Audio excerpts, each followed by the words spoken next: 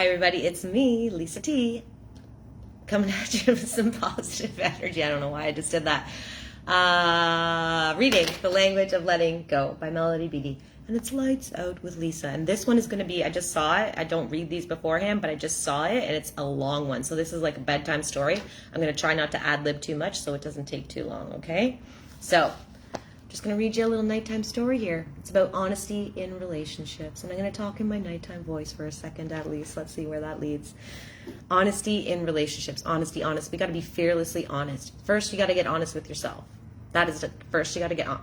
Am I okay with this? Is this really okay with me? That was one question years ago. I was in yet another toxic relationship, and I remember sitting in my bathtub night after night and saying to myself, why is this okay with you, Lisa? Why is this okay with you? Why is this okay with you? I had to get honest with myself and recognize this is not okay so that I could then take steps towards taking care of myself. So we're in relationships with people, but we're also in a relationship with ourselves. The longest, most intimate, most intense relationship you'll ever have in your entire life is the one with you. Honesty in relationships. We can be honest and direct about our boundaries in relationships and about the parameters of a particular relationship. And relationships are constantly under renegotiation. Excuse me, we're always learning, changing, and growing. So you have a right to always be renegotiating, and you should always be renegotiating about boundaries, about parameters in particular relationships. Perhaps no area of our life reflects our uniqueness and our individuality in recovery more than our relationships. Relationships are such a key piece in recovery because it's how we are, it's where we're getting intimate, really intimate. So some of us are in a committed relationship. Some of us are dating. Some of us are not dating. Some of us are living with someone. Some of us wish we were dating. Some of us wish we were in a committed relationship. Some of us get into new relationships after recovery. Some of us stay in the relationships we were in, before we began recovering. We have other relationships too. We have friendships, relationships with children, parents, extended family, bosses, co-workers, relationships everywhere. Your building manager, your neighbor, the grocery store clerk that you see every single day. Relationships are everywhere. With parents, extended family. We have professional relationships with people on the job. We need to be able to be honest and direct in our relationships. And I want to say in all our relationships. One area we can be honest and direct about is the parameters of our relationships. We can define our relationships to people. An idea written about by Charlotte Kass, some K-A-S-L, Kass, can't say her last name. So an idea written about, again, they're stating someone's name, this is weird. So written by Charlotte K. and others. We can ask them to be honest and direct about defining their version of the relationship with us. So someone else, you can say, how do you want this relationship to be? What is your boundaries? Like it's a negotiation. A negotiation, and that's a renegotiation too. You negotiate. Both people are involved, right? So it is confusing to be in a relationship and not know where we stand, whether it's on the job, in a friendship, with family members, or in a love relationship. We have a right to be direct and know where you stand and know where someone else stands. This is part of the communication. Whether it's then on the job, in a friendship, with family members, or in a love relationship, we have a right to be direct about how we define the relationship, what we want it to be. But relationships equal two people, as I just said, who have equal rights. The other person needs to be able to define the relationship too. We have a right to know and to ask, and so do they. Honesty is the best policy in everything in life. Everything, always. They are never backpedaling. And you never have to remember what you lied about. Honesty. And again, honesty with yourself is key. So we can set boundaries. If someone wants a more intense relationship than we do, we can be clear and honest about what we want, about our intended level of participation. We can tell the person what to reasonably expect from us, because that is what we want to give. So give what you want to get. Put out there what you want in return. How the person deals with that is his or her issue. So you can put it out there. You have to be honest with yourself so you can be honest with someone else, and then they get to choose, is that what they want to get involved in?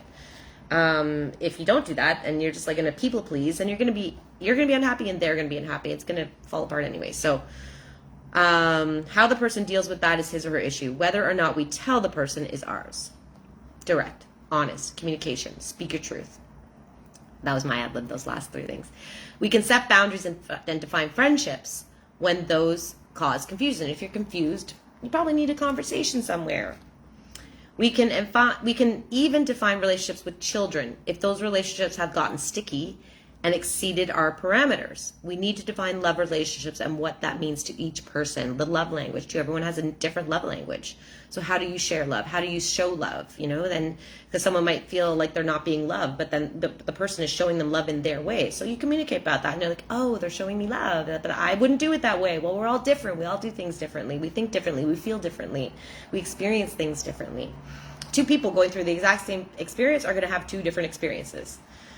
So, we need to define love relationships with what that means to each person. We have a right to ask and receive clear answers. We have a right to make our own definitions and have our own expectations, and so does the other person. Honesty and directness is the only policy. Sometimes we don't know what we want in a relationship. Sometimes the other person doesn't know. But the sooner we can define a relationship and the other person with the other person's help, the sooner we can decide on an appropriate course of conduct for ourselves. So let's lay it all on the line and then see where this takes us, right? See what our next step has to be. The clearer we can become on defining relationships, the more we can take care of ourselves in that relationship. So define what you need, then you know what your needs are. Define what you want, then you know what your wants are. You know if the other person can supply that for you, or are they willing to, you know what you're willing to do for them. It all goes on the table, and then you can decide how to take care of those things. We have a right to our boundaries, wants, and needs. So does the other person. We cannot force someone to be in a relationship or to participate at a level we desire if he or she does not want to. Some people aren't capable of things. I know that with my relationship with my father. I had to learn that. He wasn't capable of these things, and I had to forgive him for that. So we cannot force someone to be in a relationship or to participate at a level we desire if he or she does not want to at all. All of us have a right not to be forced. No one likes to force. The only time pressure works is in massage therapy.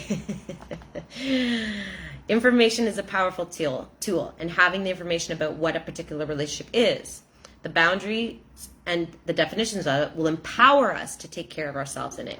Relationships take a while to form, but at some point we can reasonably expect a clear definition of what that relationship is and what the boundaries of it are. If the definitions clash, we are free to make new decisions based on the appropriate information that you've now received about what we need to do to take care of ourselves. Here's a big prayer for today. This was a big one. Here's your prayer. Today, I will strive for clarity and directness in my relationships. If I now have some relationships that are murky and ill-defined, and if I have given them adequate time to form, I will begin to take action to define that relationship. It's now time to take action. God, help me let go of my fears about defining and understanding the nature of my present relationships. Let go of the fears. Guide me into clarity, clear, healthy thinking. Help me know that what I want is okay. Help me know that if I can't get that from the other person, what I want is still okay, but not possible at the present moment. Help me learn to not forego what I want and need, but empower me to make appropriate, healthy choices about where to get it. Amen. Love yourself. Love the people in your life. Respect boundaries of theirs. Respect boundaries of your own. Know that your needs and wants matters. So do theirs. Negotiate, renegotiate, and live your best life. Letting it all go. Love you. Thanks for watching.